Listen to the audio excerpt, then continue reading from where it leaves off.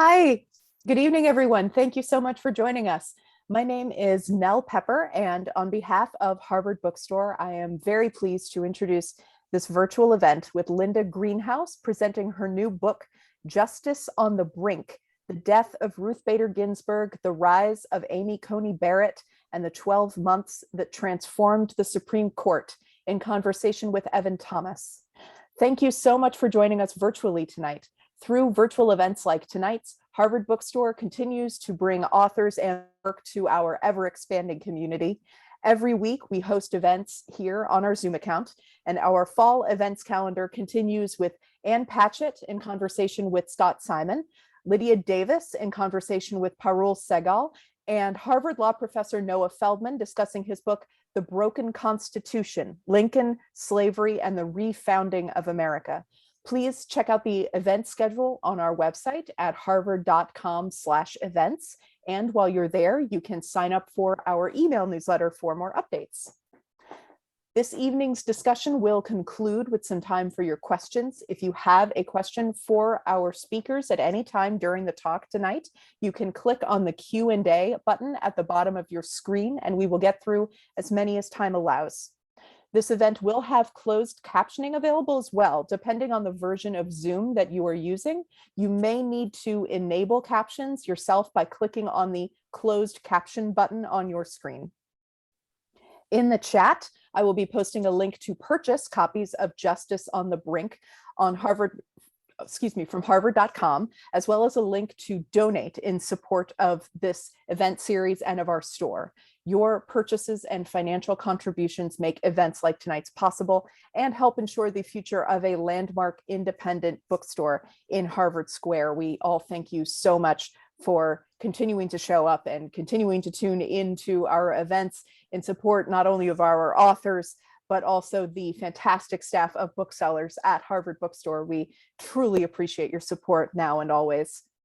And finally, as you may have experienced in virtual gatherings over the past year and change, technical issues may arise. We, of course, hope that they don't, but if they do, we will do our best to resolve them quickly. Thank you so much for your patience and understanding.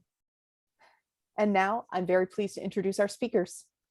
Linda Greenhouse has reported on and written about the Supreme Court for the New York Times for more than 4 decades, earning numerous accolades, including a Pulitzer Prize. She currently writes a bi-weekly column on the court and teaches at Yale Law School.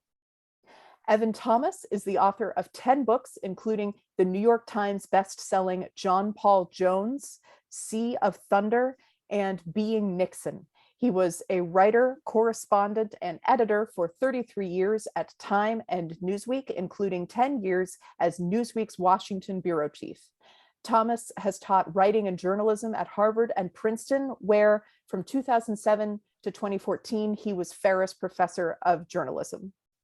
Tonight, they will be discussing Linda Greenhouse's new book, Justice on the Brink: The Death of Ruth Bader Ginsburg, the Rise of Amy Coney Barrett, and 12 Months That Transformed the Supreme Court. Justice on the Brink chronicles the tumultuous 2020 to 2021 Supreme Court term. From the death of Ruth Bader Ginsburg to the rise of Amy Coney Barrett, from the pandemic to the election, from the Trump campaign's legal challenges to the ongoing debate about the role of religion in American life, the Supreme Court has been at the center of many of the biggest events of the year. Ultimately, Justice on the Brink asks a fundamental question relevant to all Americans. Is this still John Roberts' Supreme Court, or does it now belong to Donald Trump? Harvard Law School professor Martha Minow praises Linda Greenhouse's surpassing ability to decode the Supreme Court and consummate storytelling illuminate a truly watershed year. This is the book to read and reread for anyone wanting to understand what lies behind this pivotal time for American law and the legitimacy of American institutions. I'm honored to turn things over to our speakers. The digital podium is yours, Linda and Evan. Thank you. I'm delighted to be here with Linda Greenhouse, who is the best. I mean, everybody, I don't need to tell this audience that she is and has been for about 40 years the premier writer about the Supreme Court. This is a critical time in our history, in the court's history, and our nation's history. So it's a good time to be talking about the issues that she raised. Linda, why don't you start off, if you would, just tell us why you decided to do this book and how it came to be. Well, it did figure to be, an amazing year, because by the time I got involved in this project, Justice Ginsburg had died. Justice Barrett had been confirmed with amazing speed, head-snapping speed, and things were already beginning to change. So the pandemic was here. I had the time, I had the concern, the wherewithal to do it. So I plunged in, starting writing around December, and turned in the manuscript at the beginning of August, and only the amazing Random House could have turned it around so quickly to actually produce a book. By the book came out last week, so that was the story. Let's go right to I think that maybe the biggest single issue facing the course that they were working on when you were writing about it, and will be deciding, and that's abortion. Very significant that they took this Mississippi case. You write about this mysterious process. They kind of went on and on. Tell us the significance of the court taking the Mississippi case.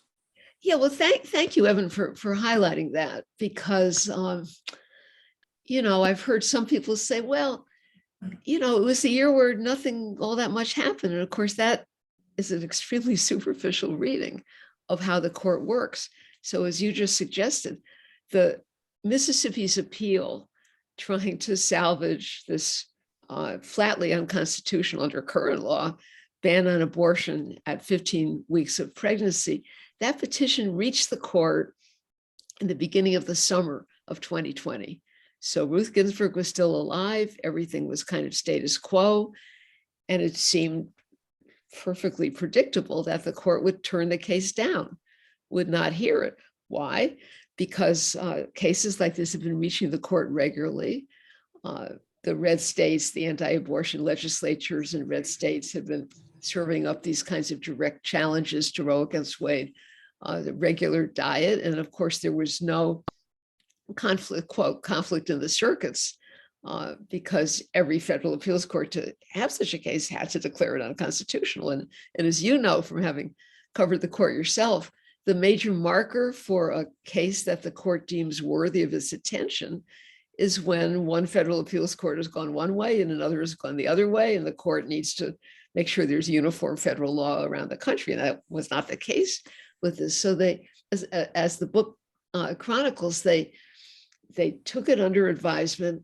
They took it week after week after week to the justice's private conference, and people can tune in on this because the court's website, which is in a way surprisingly transparent, every week that a case goes to the justice's closed door conference for the justices to figure out what to do with it, it's listed publicly on the court's website. And it wasn't until May, the case had been there for 10 months, that the court announced that it was going to hear it.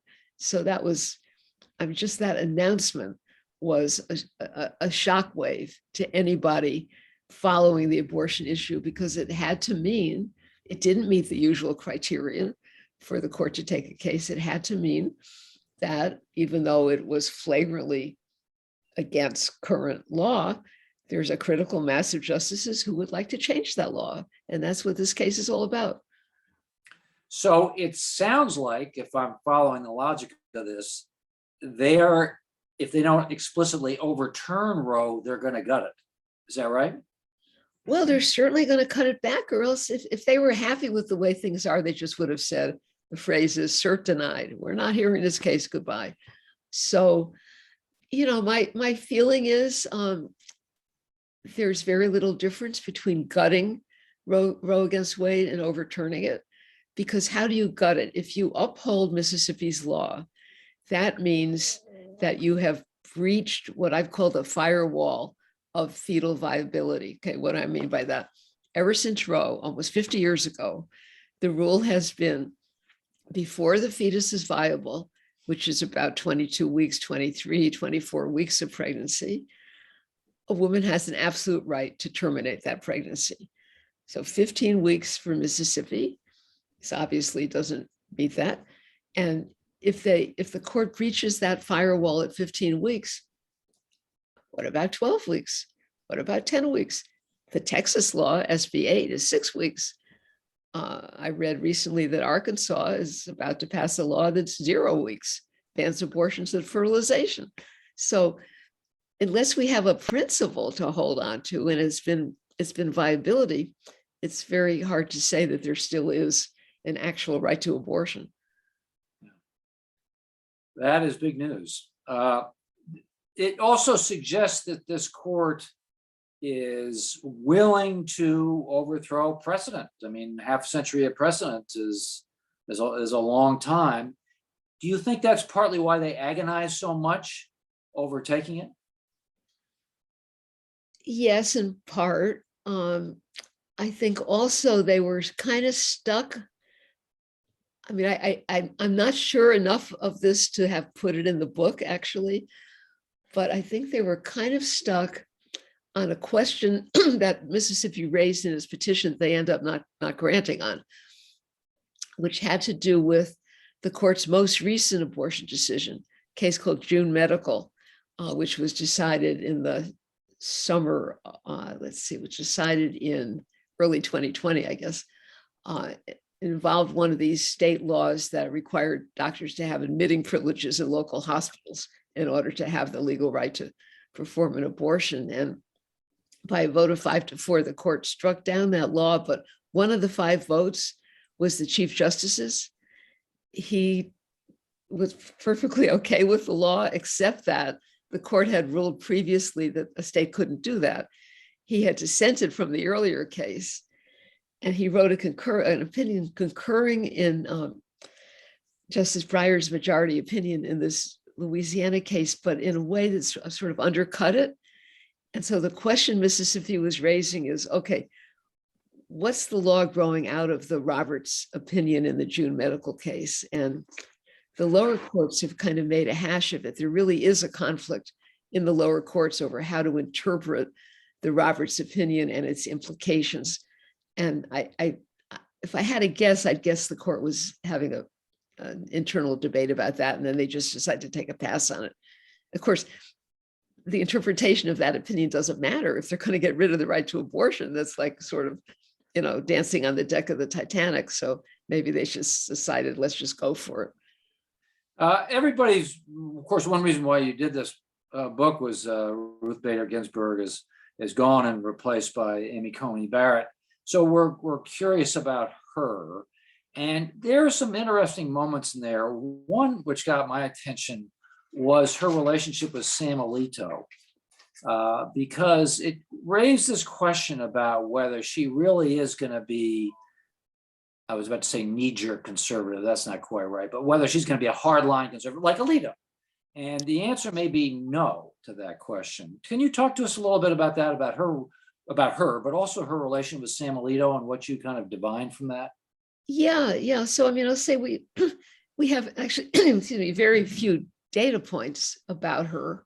And I do have an open mind. I'm very curious about how she's going to develop during the many years that she's going to be on the court. But one of the two data points that jumped out at me, both did involve Alito to one extent or another.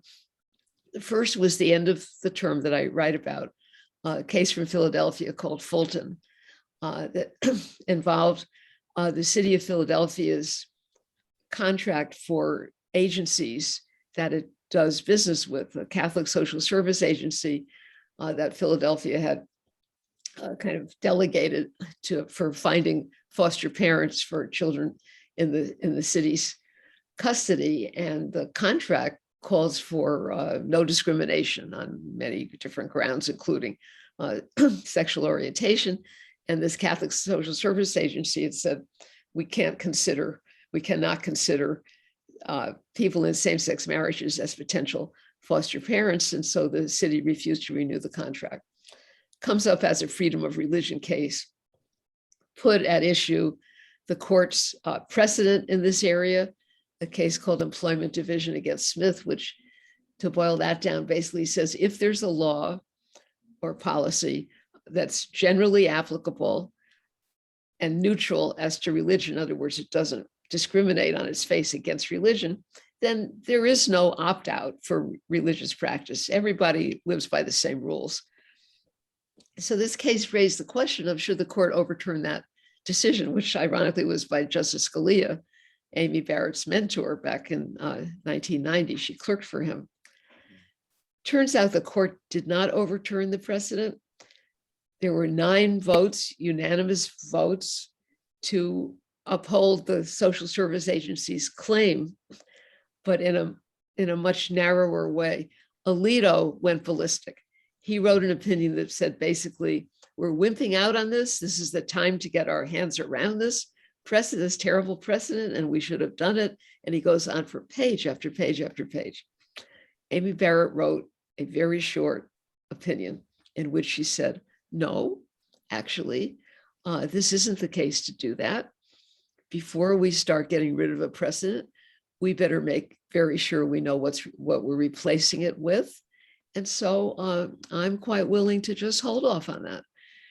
I read it in 2 ways. One, she doesn't want to be a bomb thrower in her first term on the Supreme Court. That's pretty clear. And 2, I read it as a memo to Sam Alito saying, you don't have my vote for granted. Yes, we're both conservative Catholics. We may see the world the same way, but my vote is my vote. It's not your vote. And that happened again a few weeks ago. Case came up to the court on the so-called shadow docket. That is to say, not a case that they had actually granted and agreed to decide, but it was a religious-based challenge to a vaccine requirement in Maine. And the court did not hear the case. They decided not to take it. They decided not to enter a stay to keep it from going into effect. Alito, Gorsuch, Thomas dissent from that with a strong opinion that said, this is the core of religious liberty, not to be forced to take a vaccine. And Amy Barrett joined the majority in rejecting the claim. So just another little straw in the wind, perhaps, or perhaps not, Yeah. it deserves our complete attention, and not to go by a kind of I'd say a sort of cartoon image of her that I think Right. grew up on the left. And I really try hard not to play into that because, everybody deserves to define themselves in their own way, I think.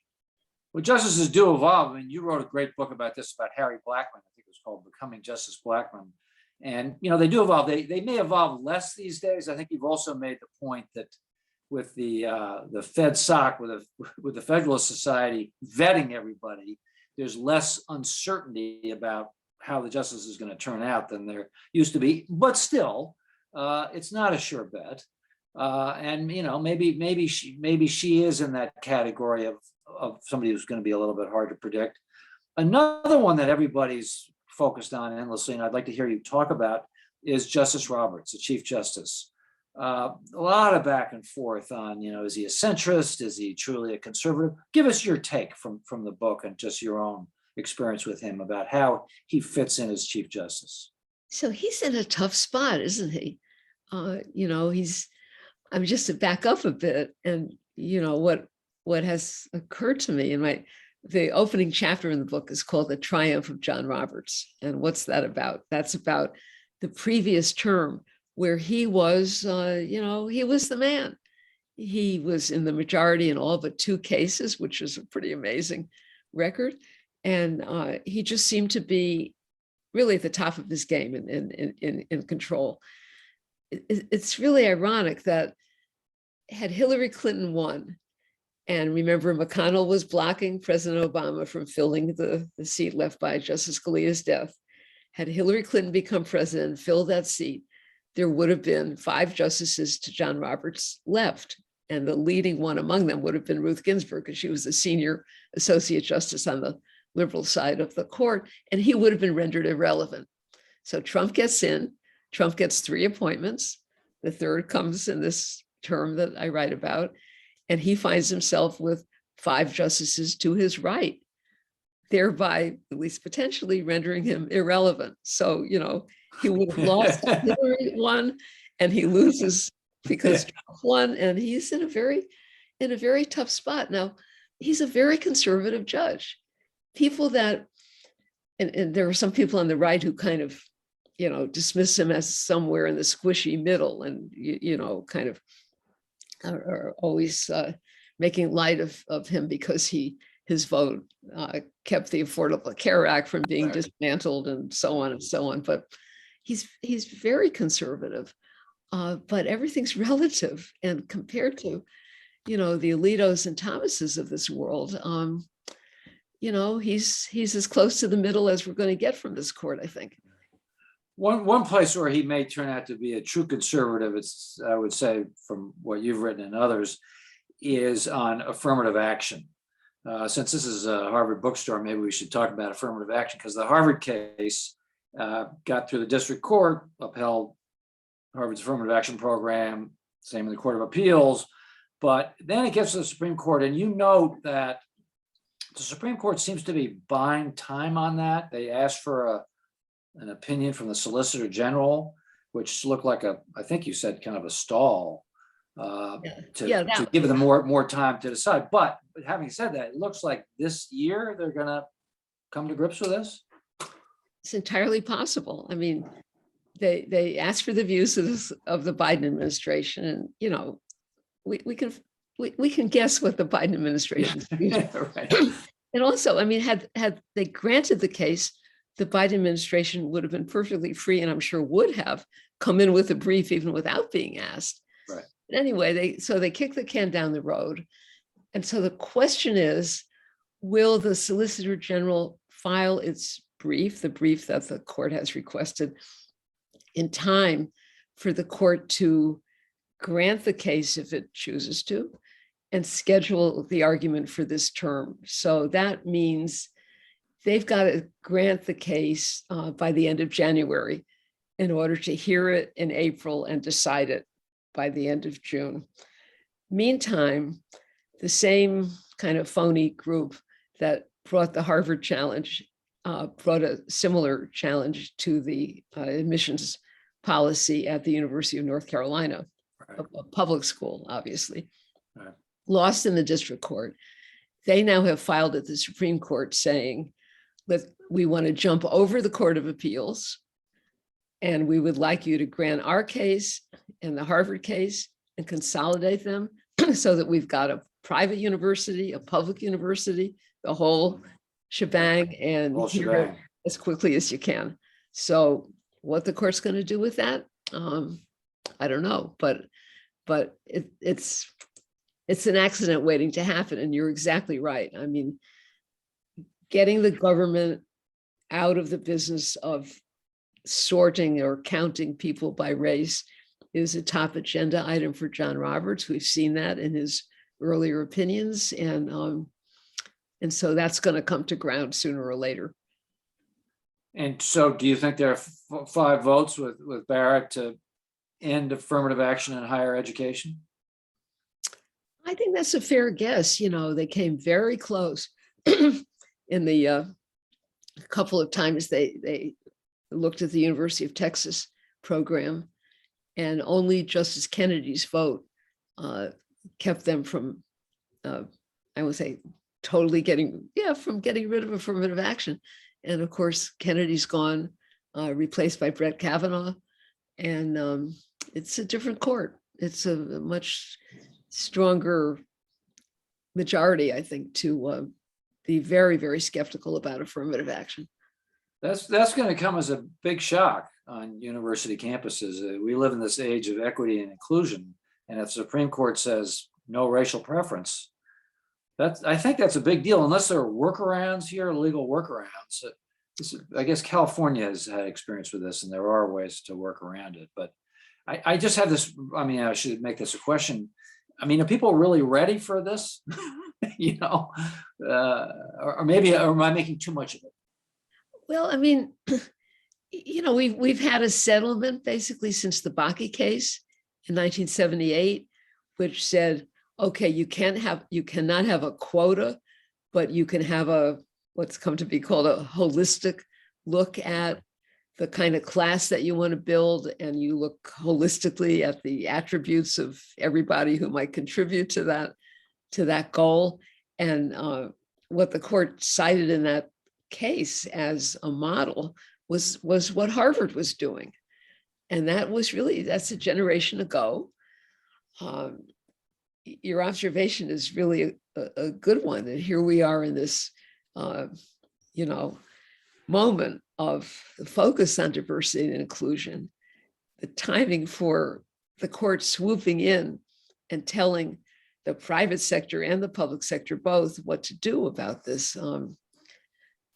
That's a tough moment. I mean, it kind of reminds me of the month that the court, I'm getting into a different subject here, but the month last spring that the court agreed to hear the big Second Amendment gun rights case that I heard a couple of weeks ago, there were 3 gun massacres in the country within a couple of weeks before the court granted that case. And I thought, how clueless could they be? Can't they see what's going on in the country? But no, they didn't.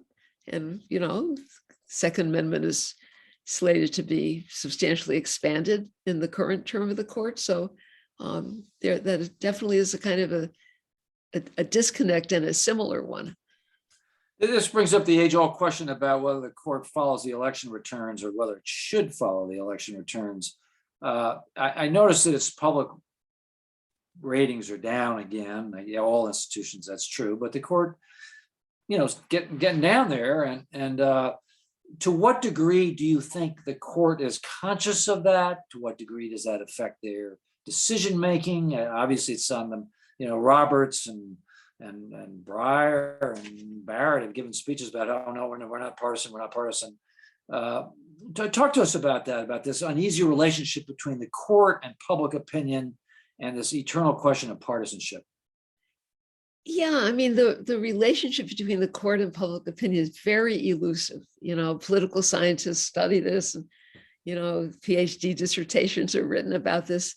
And there's never come to be a good soundbite for encapsulating this kind of ambiguous issue.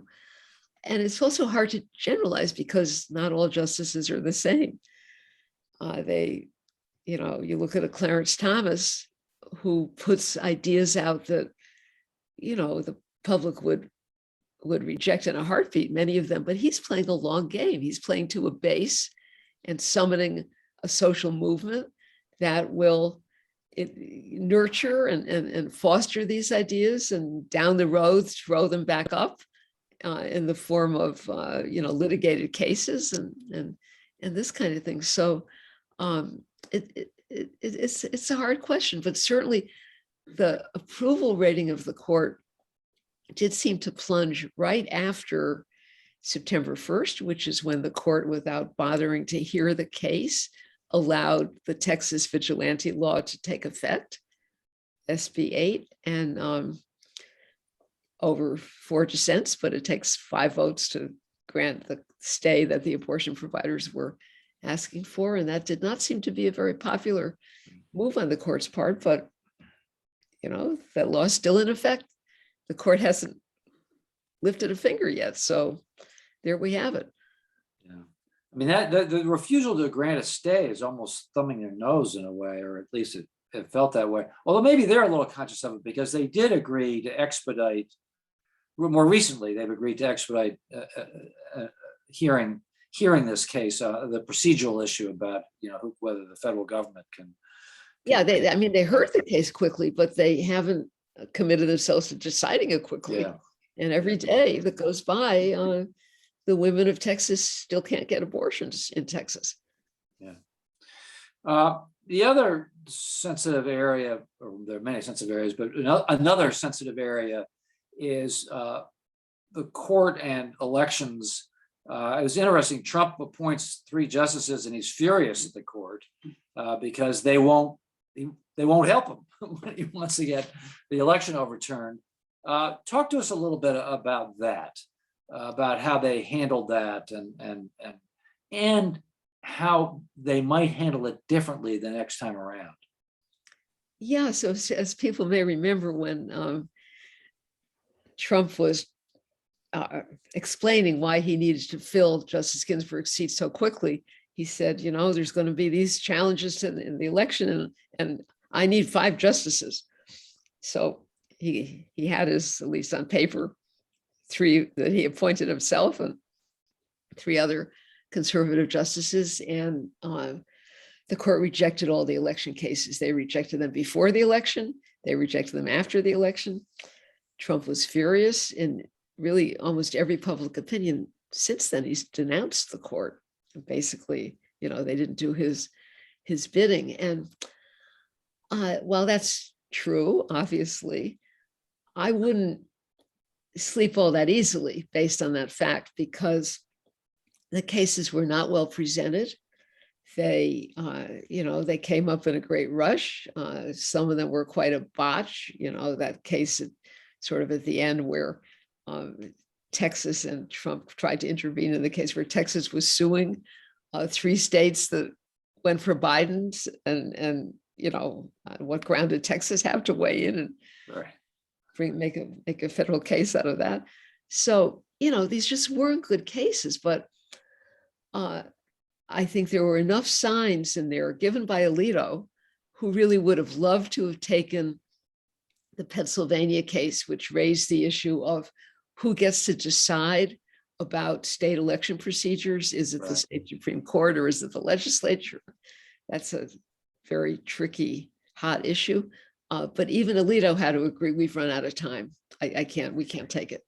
But that was a way of kind of billboarding an issue.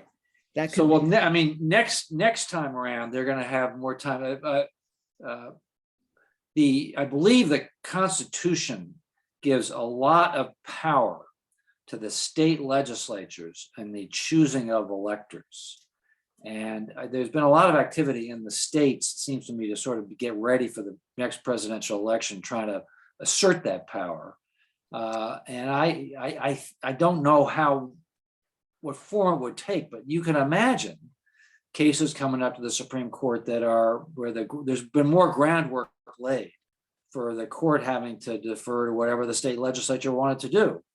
I mean, is that right? Do you think about that? Absolutely right. No, that's totally right. And also, I mean, that would sort of be at the end of the process, who chooses the electors. At the beginning of the process is who decides what the rules are for voting. So, a lot of the controversy before the election in this cycle was because of the pandemic, some state courts had extended the deadline for receipt of absentee ballots, or had enabled absentee ballots to be cast under circumstances where the state law said, no, you're not eligible for an absentee ballot, you have to show up, that kind of thing too. So all the way from the beginning to the end of the process, you can see pressure points where cases are going to be cobbled up and served up to the court. And I can't sit here and say I'm really sure how they would come out. Let me raise this is sort of a delicate issue, but you did touch on it. You mentioned conservative Catholics on the court. I came out with there's, I guess, 6 Catholics. Sotomayor is not conservative, but five conservative Catholics. And this is an awkward question, but does it matter that they're Catholic? I mean, is that what's the significance of that? Well, see, part of the significance is that you say, and I guess you're right, it's an awkward question, because as I say in the book, religion has become the last taboo. We can talk about everything. We can talk about, sexual orientation, gender identity, all kinds of things, but we can't talk about religion, which has empowered the religious right, because the rest of us, it's a subject that we don't want to issue challenges on. So my view, and I say this in the book and people can dispute it, but it's my view, is that the reason that a series of Republican presidents have put conservative Catholics, I don't mean politically conservative only, I mean religiously conservative, because Catholicism in this country, as we see with all the stresses and strains with the bishops, it's a big tent. But there's a conservative end of it. And these 5 justices, I'm including Neil Gorsuch, by the way, who is currently an Episcopalian, but he Right. raised Catholic, and he actually attended the same fancy Jesuit boys' school that Brett Kavanaugh attended. Kavanaugh did, yeah. And I see it as a proxy for the abortion issue, because a president cannot ask a potential Supreme Court nominee, by the way, you would overturn Roe against Wade, wouldn't you? And if a president ever asked such a question, the nominee couldn't answer it. But if you put conservative Catholics on the court, that kind of stands for that and gives you a better shot at that, which every Republican president has been pledged to do, running on a party platform that says that way. Now, of course, there was no party platform when Trump ran in 2020. They didn't bother putting out a platform, but ever since Reagan, the Republican Party platform has said to its presidential candidates, you will appoint judges and justices who will overturn Roe against Wade. You have raised a term in here, or a description that caught my attention, about the fourth wall, being on a stage, and about the fourth. Could you talk to us about the fourth wall? What is that, and what are you getting at? Thank you. It was an image that I kind of like. So, we go to theater, and we know we're in a theater, we're not in real life, and we know the people on the stage are actors, and the things that they're depicting aren't really happening to them in real life. And there's the fourth wall is the state of mind that we're aware that we're seeing a play. And so it's quite surprising once in a while. It's a dramatic technique. Sometimes an actor will break the fourth wall and talk directly to the audience, and we're all kind of, huh? We don't expect that. When I say that this is the term that broke the fourth wall, what I mean is we live by the illusion, it may be getting hard to keep, that politics are politics, but the court is the court, and it's not simply a political organ. This term broke the fourth wall in that the politicization of the Amy Barrett nomination, while Ruth Ginsburg hadn't even yet been buried, and everything that surrounded that, made it very, very difficult, even before she had done a thing, very difficult for us to maintain that illusion, that kind of theatrical illusion. And so it was Trump's behavior and the way the newly composed court started quickly acting that breached the fourth wall in a way that in all my years of covering the court, I had never seen. That's interesting and disturbing. I'm going to ask you a last question from my part, and then we're going to turn it over to questions from the audience. But let me ask you a little bit about your own process. Obviously, you read the opinions. Do you talk to the justices, or under what circumstances do you talk to the justices? And you've been doing this a long time. I know you know some of them, if not all of them. How does that work as a reporter? How does that work for you? No, I mean, when I was covering the court, I knew all the justices, but I never had a conversation with any of them that had any substance to it. You could have sort of a pleasant conversation about, music or something, but I had no sources when I was at the court, and I certainly have no sources today.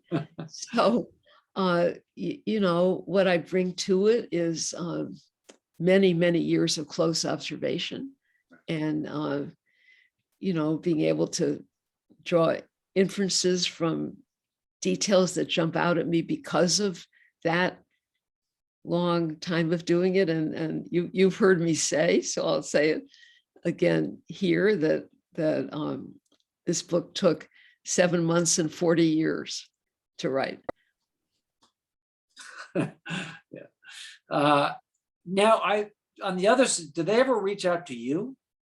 I mean, you're a fixture, kind of almost an institution on the court. I mean that. I don't mean that that you've been doing this a long time, and so I'm just curious. Do they reach out to you? They ever lobby you, or try to influence you in any way? Oh no, never. Never. I would be astonished if that if that ever happened. And no, I mean, the only sort of anecdote I can think of in response to your question, when I was covering the court, I used to sort of play a game with my, challenge myself to try to figure out if and when an opinion had originally been assigned to somebody, some member of the court who lost the majority and the assignment flipped. And I had a way of keeping track of that, which had nothing to do with sources or gossip or anything, but I could just tell the flow of opinions and assignments. And I, kept very detailed notes. And so one day I discerned that the opinion had once gone to, I think it was to Justice Thomas, and he had lost it and the thing flipped. And I actually got a call from a justice who said, I understand how you could have figured out that the opinion flipped, but how could you have figured out who it originally went to? Well, I said, just from paying attention, just from paying attention. So, yeah, that was kind of a, you get a call like that and you think, oh my God, I'm going to learn that, I'm wrong, but no, that I was right. I think I was you've been clearly paying attention. Okay, I'm going to turn it over now to questions from the audience. So over to you. All right. Hi. Thank you. That's a fantastic story. I love that so much. I want to know who it was who called you so bad. Okay. So our first question comes from Deborah Copps, and she asks, currently, are there any unlikely friendships on the court like that of Justices Ginsburg and Scalia? We would hear about that they would go to the Met together. Not that I know of, but I'm very hesitant to pretend to know more than I know. And so I'll just say, one thing that enabled me to write this book, not being at the court, is that nobody was at the court. The court was closed. Mm-hmm. The justices heard their arguments on their home telephones. So, and they weren't going anywhere. So how a friendship would have manifested itself, I'm not sure, but it certainly didn't manifest itself to me. Right. No, of course. Yeah, that's a good, of course. That makes all the sense in the world. Maureen Brooks asks, do you have any views on the commission to reform the Supreme Court and suggestions like staggered term limits? Whether you think it's, I suppose, is it even up to the Congress, or do you have any views on that? Yeah, well, I mean, I'm very interested in that commission. There've been they put out little drafts of this and that, but the final report has not yet been issued. And, a lot of people, especially people on the left, are saying, oh, it's just, it's just for show. It's just an exercise. Nothing's ever going to happen anyway. So why are they doing that? But I don't agree with that. I think it's been an occasion for, they held public hearings, they've taken public testimony from, dozens of very knowledgeable people across the whole spectrum, and asking the question, what do we want from the court? What would make the best Supreme Court that we could have? And it's very interesting. So on the specific question on term limits, I certainly think that's worth discussing. The life tenure for our federal courts is a very anomalous idea in the world. I think ours is the only, I'm pretty sure of this, high constitutional court of a nation that has term limit, that has life tenure, as opposed to an age limit or a term of years limit. And of the 50 states, 49 do not have life tenure for their high court. Every state has a Supreme Court. Rhode Island is the outlier there. So, there are a lot of reasons for getting rid of life tenure. How it could be done is another question. Some people say it would just take legislation. I think that's not actually the right answer. I think it would take a constitutional amendment. Whichever, it certainly would not solve problems that people perceive with the current court, because obviously all the incumbents will keep their life tenure, and the Trump-appointed justices are quite young as justices go, and so they're going to be with us for a long time. And we have a question from Ruth Kenrick, who asks, are we perhaps ironically nearing a point where the court's legitimacy may depend on court reform? And if so, I suppose besides the term limits, do you have any thoughts on what kind of form such reformation might take? Well, there's a number of, ideas that have been proposed, such as requiring that if the court's going to overturn an act of Congress, it has to be by a supermajority, not just 5-4, make it 6-3. Huh. I think that's the rule in some other systems. And, with that kind of departisanize a situation where, there's a conservative court and a liberal Congress. I mean, I don't know. That could be done by legislation, I think, because Article 3 of the Constitution gives Congress a whole lot of authority on how to design the federal court system. Not complete authority. There's some built-in, hardwired aspects to that, but I think Congress could define the court's jurisdiction to that extent. I think that could be debated. So, there are various ideas, but ultimately, I think the court's, quote, legitimacy depends on the court's behavior. You can have all kinds of structural change or, whatever, but, what the public sees from the court is what the court decides. And the questions that Evan asked earlier about, getting rid of affirmative action at a moment of, where racial justice and equality has, the highest salience that it's had in a very long time, or enabling people to walk around with concealed weapons when, people are getting very concerned about gun violence. That kind of thing is where the legitimacy question is going to play out. We have a question from an anonymous attendee who asks, has the selection process changed to make the court go so right-wing? How did the pool of available appointees become so conservative, or is that not even the right question? I mean, it's a question.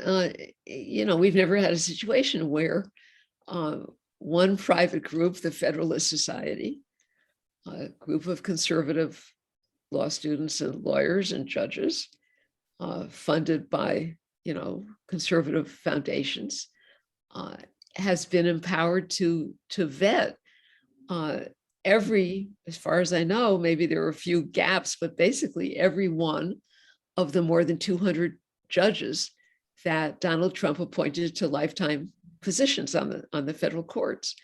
So that was the Federalist Society was given a gatekeeping function, and nobody who didn't meet their criteria for how to be a judge was going to get through.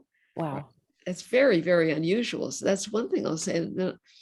I'll say one other thing, which is that not only the nomination process has changed, but the confirmation process has changed. So, Amy Barrett's confirmation was the first time in over a century that a nominee got not a single vote from the minority party in the Senate, because Republicans were the majority at that. So the confirmation process has become very, very politicized, and the combination of the nomination, the confirmation, has brought us to the point where we are now. This is a bit of a sidebar, but it just, or not really, but anyway, it made me think, I mean, did that kind of politicization of the confirmation, I feel like everyone talks about how that started with Bork. Was it before Bork? Was that, everyone sort of points to like, okay, this is the time when this started to get so polarized. Well, is that accurate? I have pushed back against that. There's kind of a myth about the Robert Bork incident, which of course is now a generation ago. It was 1987. The problem with the Bork nomination was that Ronald Reagan, who was in the 7th year of his 2 terms, and power was kind of flowing away from the Reagan administration. Democrats had taken back the Senate. There were other scandals going on, Iran-Contra and so on. And the Reagan administration had not been as successful as people expected in projecting its social agenda through legislation in Congress. And so the Bork nominations kind of stood for, okay, what we couldn't get in the normal legislative process, we're going to get it on the court. We're going to Right. put the leading conservative intellectual in what was a swing position on the court then. Justice Lewis Powell, who had retired, that was the kind of swing seat at that time. And so the reaction against Bork was because the nomination was a very in-your-face nomination under the circumstances, right? But yeah, it gave some people could then point back at it and say, oh, well, they did it to Bork, who can blame us for doing it to, but it's a lot more complicated and more contextual than that, I think. Okay, thank you. We have another anonymous attendee who asks, the Satanic Temple was made to combat religious influence on government. Do you think that those sort of the lawsuits that they put forward, like about the First Amendment, that's an effective way to combat, to preserve the separation of church and state, or to try to prevent the joining of church and state? What was the first part of that question? It's sort of an introduction. So this organization, the Satanic Temple, that they do these lawsuits about hitting up against or trying to enforce the First Amendment in terms of, don't post the 10 Commandments outside of this courthouse in Mississippi or so ever, and they'll sue. Is that, I guess, maybe more just are lawsuits an effective way to do that? Well, yeah, I mean, so this is an effective way to do it. I mean, one of the things I chronicle in the book is this court's, the actions that this court has taken to privilege religious claims above all other claims, above claims of non-discrimination, of claims of, entitlement to contraception, all this kind of thing. And there have been lawsuits, sure, but we've now got a court that is very, very attentive to the religious claims. And so I think lawsuits of that type are not going to do so well in an environment where if you attach the name of religion to a claim that you're making, you're quite likely to prevail.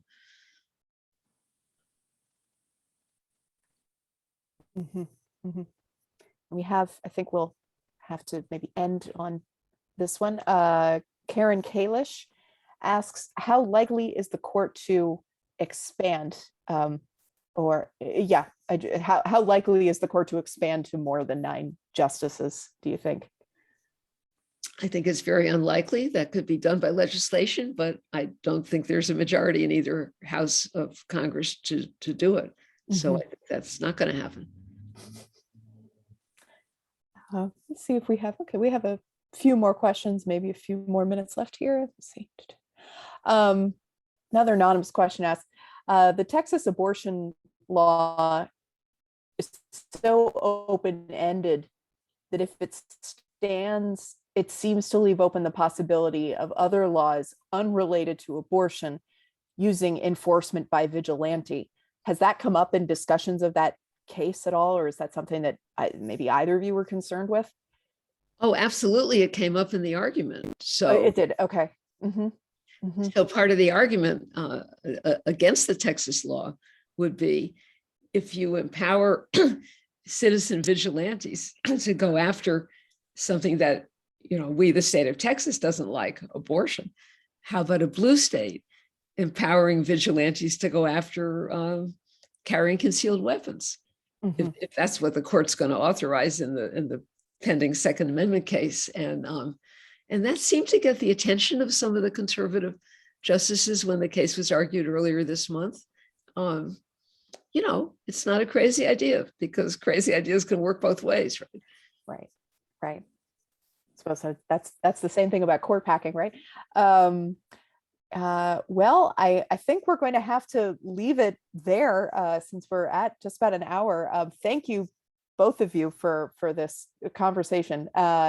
And do you have any closing words? I've learned a lot. You've tempered my agitation a little bit about this past year that I mentioned to you before we went on. So thank you for that. But yeah, my closing words are buy Linda's book. Yeah, absolutely. And I thank Harvard Bookstore, which is one of my favorite bookstores. And thank you for having us. Excellent. Well, yes, thank you. Thanks to both of you for being here, and thanks to all of you for joining us. And again, the links to purchase the book, to learn more about it, and to purchase copies are in the chat. Thank you so much for joining us. Keep reading and stay safe. Thank you so much. Thanks. Have a good evening. Bye-bye. Good night.